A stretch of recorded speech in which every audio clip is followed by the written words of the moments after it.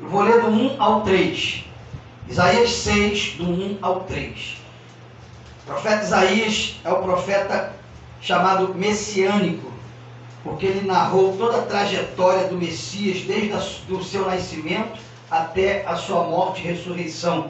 O livro do profeta Isaías é chamado da Bíblia no diminutivo. Por quê? Porque a Bíblia tem 66 livros e o livro de Isaías tem 66 capítulos. Então é conhecido também como a Bíblia no diminutivo. Aleluia! Isaías também é conhecido como o maior profeta de todos. Por que maior? Não porque ele foi melhor do que os outros, mas porque ele escreveu o maior número de escritos, 66 capítulos. Amém ou amém? Amém. Então diz assim, Isaías no capítulo 6, do 1 ao 3. No ano em que morreu o rei Uzias, eu vi também o Senhor assentado sobre o seu alto e sublime trono, e a cauda do seu manto enchia o templo, e os serafins estavam por cima dele.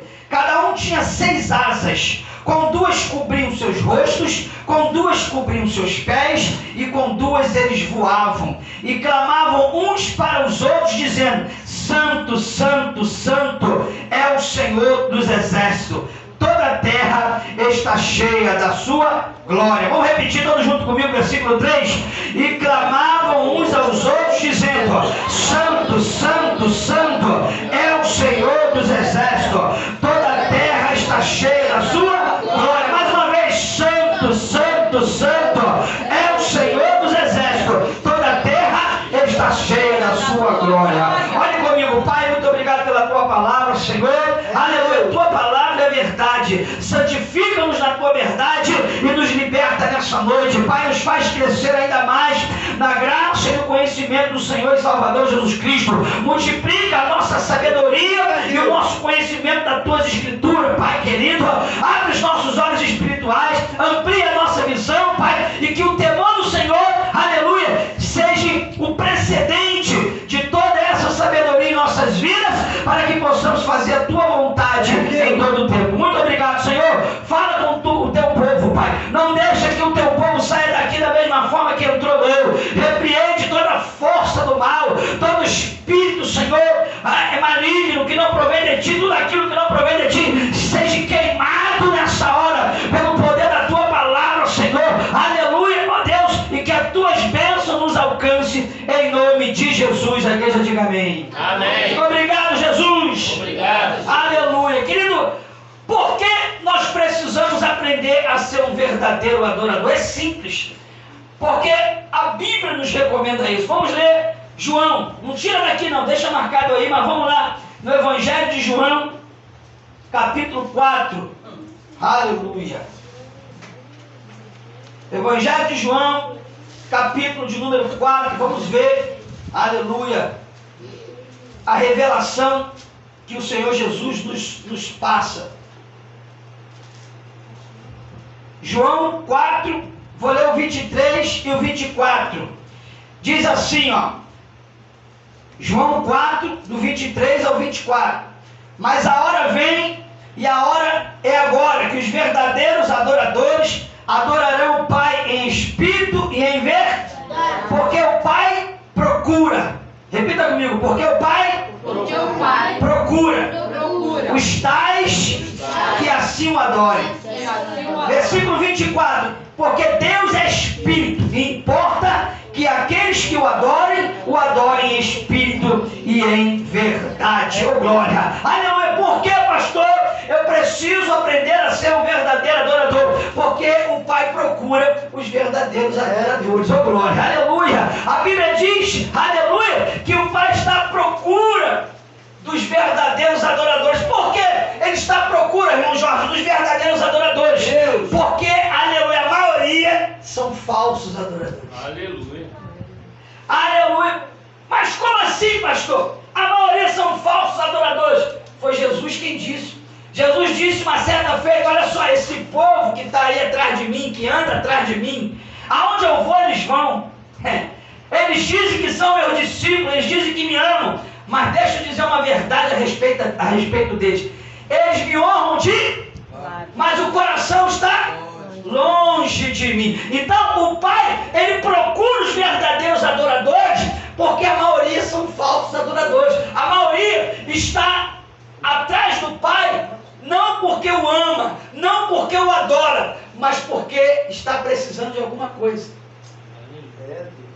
Está em busca de alguma coisa. Ou está em busca de uma restauração financeira, ou está em busca de uma restauração no casamento, ou está em busca de uma cura de uma enfermidade, ou está em busca de alguma coisa, aleluia, mas são poucos os que buscam o Senhor e adoram o Senhor, aleluia, sem interesse nenhum. Quem está entendendo a glória? Então é por isso que ele está procurando os verdadeiros adoradores. Por quê? Porque a maior parte dos adoradores são falsos, não são verdadeiros. Por isso que Jesus, ele vai enfatizar que o Pai procura os verdadeiros adoradores. Então, eu já começo aqui a entender uma coisa, aleluia. Eu preciso adorar o Senhor não pelo que Ele pode me dar, mas pelo que Ele é. Essa é a primeira essência de um verdadeiro adorador. Adora Ele pelo que Ele é, pela essência de Deus, de Pai, de amigo, e não porque está em busca de alguma coisa, está interessado em alguma coisa. Então é por isso que eu preciso aprender como fazer para ser um verdadeiro adorador. E o Senhor já está te ensinando nessa noite, aleluia, que para você ser um verdadeiro adorador, você precisa adorar Ele em espírito e em verdade. E como que se adora o Senhor em espírito e em verdade? Aleluia! Adorando pelo que Ele é, e não por aquilo que Ele pode nos dar. Uma certa feita, um rabino chamado Rabá, ele fez uma oração a Deus e ele disse: Senhor, se eu te servir por aquilo que o Senhor pode me dar, então não me dê nada. Se eu te servir simplesmente porque eu tenho medo de ir para o inferno, então me lança no inferno. Mas se eu te servir, Senhor, por aquilo que o Senhor é, não me exclua do teu reino, glória. Aleluia! Esse homem, ele entendia perfeitamente o que era ser um verdadeiro adorador. E um verdadeiro adorador, meu amado, aleluia, não honra o Senhor só de lábios, aleluia, mas honra o Senhor, aleluia, de lábios, de coração, de espírito, de alma, de corpo, aleluia. Por quê? Porque ele adora o Senhor pelo que Ele é, aleluia, não pelo que Ele pode dar. Então é por isso que eu preciso aprender e a ser um verdadeiro adorador, porque o Pai está à procura dos tais, aleluia. E quem é verdadeiro adorador também é fiel a Deus. Vamos ler o Salmo 101, versículo 6. Salmo 101, versículo 6. Glória a Deus. Salmos 101, versículo 6. Na verdade não é versículo, é verso, tá, irmão? É porque a gente se habituou a falar versículo, porque a palavra salmos significa cânticos, e cânticos não tem versículo, tem versos. Então é Salmo 101, versos 6. Amém ou amém? Olha o que diz: os meus olhos procuram os fiéis da terra, para que se assente comigo, e o que anda no caminho reto, esse me servirá. Agora, olha o que diz o 7. Mas o que usa de engano, não ficará, ou não permanecerá na minha casa, ou na congregação do justo. O que fala mentiras, não estará firme perante os meus olhos. Aleluia! Então, o Pai, quando a Bíblia diz que Ele procura os verdadeiros adoradores, Ele também está incluindo os fiéis da terra. Por quê? Porque quem é verdadeiro adorador também é fiel. Aleluia! Oh, glória! Então, é essa classe de pessoas, né, que o Pai está procurando, irmão. Então, sabe por que você tem que ser um verdadeiro adorador? Aleluia! Porque você precisa ser encontrado por Deus. Ou melhor, se você deseja ser encontrado por Deus, então seja um verdadeiro adorador, seja um fiel nessa terra, aleluia, oh glória. Não se corrompa, não se venda, não se troque, não negocie, aleluia, a tua salvação, a tua fidelidade, a tua verdade. Porque o Pai certamente ele vai te encontrar, oh glória. E quando o Pai encontra alguém que ele procura, aleluia, o que ele faz? Está escrito aqui, ó. Ele faz com que esses se assentem com ele e andem com ele num caminho reto e os sirva, oh glória. Aleluia. Tu vai se assentar com ele, vai andar com ele num caminho reto, porque ele vai te guiar, oh glória, aleluia, e ele, aleluia, vai permitir que você o sirva, aleluia, oh glória, que você trabalhe na seara dele, que você seja um representante dele, autêntico, aqui nessa terra dos viventes. Vamos voltar lá para Isaías capítulo 6, o texto base desse estudo. Então nós vimos aqui que o primeiro princípio para ser um verdadeiro adorador é porque o Pai está à procura desses. Então esse é o primeiro fundamento que nós precisamos ser um verdadeiro adorador, para que a gente possa ser encontrado pelo Senhor, aleluia, e alcançar os seus benefícios. O segundo princípio é que a maioria dos adoradores são falsos, né? Então o verdadeiro adorador ele precisa ser verdadeiro. Então o segundo princípio importante é ser verdadeiro. Vamos ler isso aí? Aleluia. Efésios 4. Deixa marcado, nós vamos voltar para Isaías já, que aqui é o texto que a gente vai esmiuçar. Efésios 4, 25. Glória a Deus. Efésios 4, 25.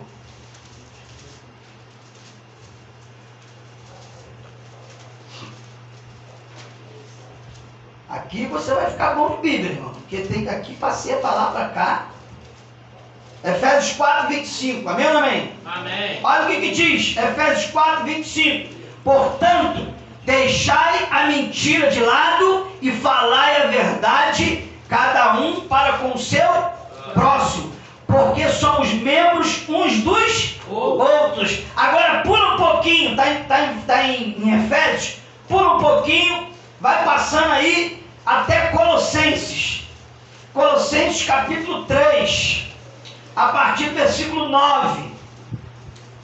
Colossenses 3, 9. Só pular aí algumas páginas aí, que você vai sair em Colossenses capítulo 3, versículo 9. Olha o que diz, Colossenses 3, a partir do 9. Não mintais uns para com os outros, pois que já vos despiste do velho homem com seus feitos, e vos revestiste do novo homem, que se renova para o conhecimento, segundo a imagem daquele que o criou. Aleluia, oh glória. Aonde não há grego, não há judeu, não há circunciso, não há incircunciso, nem bárbaro, nem cita, nem servo ou livre, mas Cristo é tudo em todos. Revestidos, pois, como eleitos de Deus, santos e amados, de entranhas de misericórdia, de benignidade, de humildade, de mansidão, de longanimidade, suportando-vos uns aos outros, perdoando-vos uns aos outros, e se alguém tiver queixa um contra o outro, assim como Cristo vos perdoou, assim fazei vós também, oh glória. Sobretudo, revestido do vínculo, revestido do amor, que é o vínculo da perfeição. Oh glória, aleluia. Então a Bíblia está recheada de ensinamentos que nos levam a ser verdadeiro. Oh glória, a ser transparente. Irmãos, eu sei que a verdade, dependendo da situação, ela pode magoar alguém, pode entristecer o coração de alguém, mas certamente vai alegrar o coração de Deus. Aleluia. Quando você se propõe a falar a verdade. Porque olha só o que diz João 8, 44. João 8, 44. Aleluia. Evangelho de João, capítulo 8, versículo 44. Jesus ele vai repreender aqui uma classe de pessoas que estava na contramão dessa verdade. E Jesus vai revelar algo para elas. João 8,44, Jesus diz assim, ó: vós tende por pai o diabo, e quereis satisfazer os desejos do vosso pai, porque ele foi homicida desde o princípio e nunca se firmou na verdade, porque não há verdade nele. Quando ele profere mentira, fala do que lhe é próprio, porque é mentiroso e pai da mentira. Então, meu amado, aleluia, mais um motivo para eu e você sermos verdadeiros, aleluia, para que nós não sejamos filhos do diabo. Porque quem vive na mentira, a Bíblia diz, não eu, que é filho do diabo, porque é a única paternidade que ele tem, a mentira. É levar as pessoas a mentir umas para as outras, né? Só que para Deus ninguém mente, porque Deus, ele vê tudo, conhece tudo, sabe de tudo. Então é muito importante que a gente, para ser um verdadeiro adorador, viva na verdade. Aleluia. Agora volta para Isaías capítulo 6. Vamos ver aqui o que o texto está nos revelando. Aleluia. Glória a Deus. Aleluia. Outra verdade aqui, outro princípio importante para ser um verdadeiro adorador. Olha o que diz Isaías 6, versículo 1 em diante. No ano em que morreu o rei Uzias, eu vi o Senhor assentado sobre um alto e sublime trono, e a cauda do seu manto enchia o templo, e os serafins estavam por cima dele, cada um tinha 6 asas, com 2 cobriu os seus rostos, com 2 cobriu os seus pés, e com 2 voavam, e clamavam uns aos outros, dizendo: Santo, Santo é o Senhor dos exércitos, toda a terra está cheia da sua glória. Ou seja, quem são os serafins? São seres espirituais, não são seres dessa terra, não são seres carnais, não são seres feitos dessa matéria que nós fomos feitos, que é o barro, não, eles são seres espirituais. Então, há um outro princípio que nós precisamos aprender para ser um verdadeiro adorador, é ser espiritual. Lembra do que Jesus falou lá em João 4 que nós lemos? O Pai procura os verdadeiros adoradores que o adorem em espírito e em verdade. Então, além de você ser verdadeiro, você precisa ser espiritual. Aleluia. Pastor, mas o que é ser espiritual, meu amado? É você não dar lugar aos desejos da tua carne, é você não dar lugar à tua carne, que representa o pecado. Você precisa agir de forma espiritual, ou seja, você precisa, as suas atitudes, o teu comportamento tem que ser direcionado pelo Espírito de Deus. Não é mais aquilo que você quer fazer, mas é aquilo que o Espírito Santo te orienta a fazer. Lembra do que Paulo disse? Não vivo mais eu, Gálatas 2,20, mas Cristo vive em mim, e a vida que eu vivo na carne, vivo na fé, no Filho unigênito de Deus, que me amou e se entregou a si mesmo por mim. Paulo está dizendo, olha, eu até estou na carne, mas não vivo mais na carne, é Cristo que vive em mim, Ele que me direciona, Ele que me guia, aleluia. Eu não dou lugar mais à minha carne, mas eu dou lugar ao Espírito que me guia, o Espírito Santo de Deus que me guia. Vamos ler isso aqui, aleluia. Vamos ler primeiro Romanos 8,14. Romanos 8,14.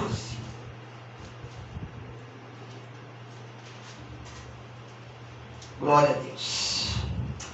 Romanos capítulo 8, versículo 14 diz assim, a palavra de Deus.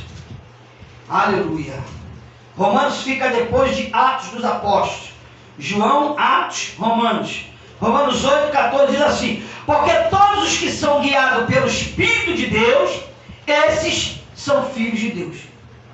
Agora, Romanos 8:8. Porquanto os que estão na carne não podem o quê? Agradar a Deus. Vou repetir, portanto os que estão na carne não podem Agradar a Deus. Então, aleluia, para você ser um verdadeiro adorador, você também precisa ser espiritual. As tuas atitudes precisam ser espirituais. Ah, pastor, mas eu sou carnal, eu nasci do pó da terra, eu vim do barro, beleza. Mas as tuas atitudes têm que ser espirituais e não mais carnais. Aleluia. Glória a Deus. Vamos ir para Gálatas 5. Vai pulando aí, está em Romanos, vai pulando aí. Coríntios, Gálatas. Gálatas capítulo 5, versículo 16. Estou correndo porque a hora já se foi. Eu não vou nem terminar esse estudo hoje, senão a gente vai sair daqui muito tarde. Amém ou não amém? Amém. Gálatas 5, 16 em diante. Olha o que diz. Digo, porém, andai em eis e não cumprieis as concupiscências da Carne. Porque a carne cobiça contra o espírito contra a carne, esses guerreiam um contra o outro, para que não façais aquilo que vocês querem fazer. Mas se sois guiados pelo Espírito, com letra maiúscula que fala do Espírito Santo, não estáis debaixo da Lei. Quem anda na lei é o quê? Carnal. Mas quem anda no Espírito é espírito. Então a lei ela torna o homem carnal. A lei de Moisés torna o homem carnal. Por quê? Porque ele vive preso aos rudimentos da carne. Ele faz tudo para aparecer para as pessoas. Mas o coração dele não está querendo dizer nada daquilo. O coração dele está longe de Deus. O homem que vive preso na lei, o religioso que a gente chama, tudo que ele faz é para aparecer para as pessoas, ele quer estar em evidência. Só que o espiritual não. O espiritual faz para agradar a Deus. Ele não tem interesse em estar em evidência. Ele quer fazer para dar o melhor para o Deus que ele serve. Esse é o espiritual. Davi, quando cuidava das ovelhas do seu pai, a Bíblia diz que Davi lutou contra um urso e contra um leão para salvar as ovelhas de ser morta. Sabe o que significa isso? É ser espiritual. Por quê? Porque não tinha plateia para Davi lutar contra urso e contra leão, não, filho. É muito fácil você lutar contra urso e contra leão quando tem uma plateia te vendo. Aí você fala, vou lutar contra esse cara para todo mundo ver que eu sou valente. Davi não tinha plateia, não. Ele estava no deserto ali com as ovelhas, aí veio o urso, abocanhou uma das ovelhas, ele foi lá e guerreou contra o urso e matou. Ele colocou a vida dele em risco, sem ter ninguém para aplaudir, sem ter ninguém para presenciar, mas com o dever de consciência de que ele precisava dar o melhor. Por quê? Porque cuidando das ovelhas do pai dele, que era Jessé, ele estava dando o melhor dele para Deus. Porque quando nós fazemos o nosso melhor, onde a gente estiver, a gente está dando o nosso melhor para Deus. Pode falar. Pastor, falando em questão das coisas da lei espirituais, tem uma questão, né, que está na Bíblia até que fala que não sejais demasiadamente justo e nem demasiadamente ímpio. Uma vez eu até ouvi uma pessoa falar, né, tem uma parente minha, que é errado isso, porém eu não acho errado. Por exemplo, um exemplo, você tem um vizinho que está passando mal, aquele teu vizinho está passando mal, né? Ele precisa de um socorro, levar ele ao médico, e você sabe dirigir, porém você não tem carteira de motorista, mas você sabe dirigir. E aí, como é que você faz nesse momento? Você vai, cumpre e socorrer o teu vizinho que está passando mal, está precisando de um socorro, ou você fica na lei baseado no que, porque você não tem carteira de motorista, você não vai pegar o carro e não vai levar o teu vizinho para um socorro porque você não tem carteira. Você ser vizinho não, cara, pode ser alguém. Sim, eu estou botando vizinho, mas qualquer pessoa, Isso aí é religiosidade. Isso aí. Até porque a lei de Deus, ela sobrepõe a lei do homem. A habilitação é para a lei do homem, para você não ter problema com a lei do homem. Porque se você parar numa blitz, ou se você se envolver em algum acidente sem habilitação, o homem vai te punir severamente. E se houver vítima, se a pessoa morrer, vai preso, porque você não tinha uma habilitação, né? Então você não estava devidamente autorizado pela lei do homem para dirigir. Agora, segundo a lei de Deus, a única coisa que você precisa para dirigir é saber dirigir. Para tu não colocar a vida das pessoas em risco. Agora, para tu não ter problema com a lei do homem, aí é bom que você tire uma habilitação. Até porque, entendeu? pastor, agora, deixar de socorrer alguém, cumprir o ID de Deus, é demonstrar amor com o próximo, porque você não tem uma habilitação. Isso é uma religiosidade, além de uma ignorância tremenda. E vai que a pessoa morre, Deus vai cobrar daquela pessoa que estava propícia para socorrer e não quis socorrer. Até porque a gente vê tantas pessoas que na lei do homem está correta, tem a carteira, mas que faz tantas infrações no trânsito, que matam pessoas com a carteira e tudo. Vamos lá, eu vou terminar já, irmão, porque a hora... Eu quero só ler um texto aqui, Colossenses 3, 23. Semana que vem a gente termina esse mistério aqui. Colossenses 3, 23.